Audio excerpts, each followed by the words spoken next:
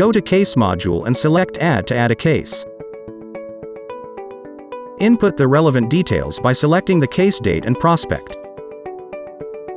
You may also add new prospects here. Choose whether you're adding an individual or a company. Toggle this button if you want to add as a customer as well. Type in the details in the form and click Save to save the details. Otherwise, choose Cancel if you do not wish to proceed. Continue filling in the form with relevant information about the case. Select Status of the case, key in the appointment date.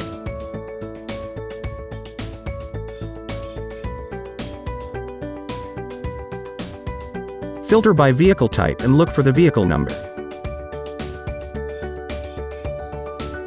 If the vehicle is not on the list, you may click here to add a new customer vehicle.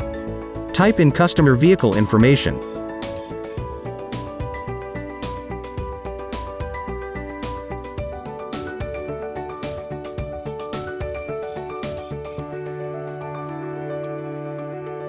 And click Save. Continue with the case form. Type in the details of the case here. You may also utilize the text functions to modify the text display.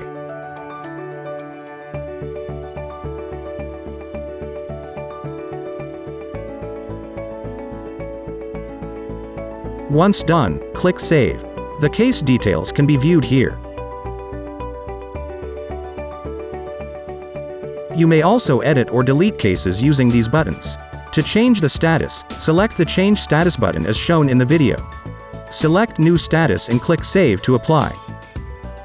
Click this Assign User button to assign users to the case. Select the user from the drop-down list.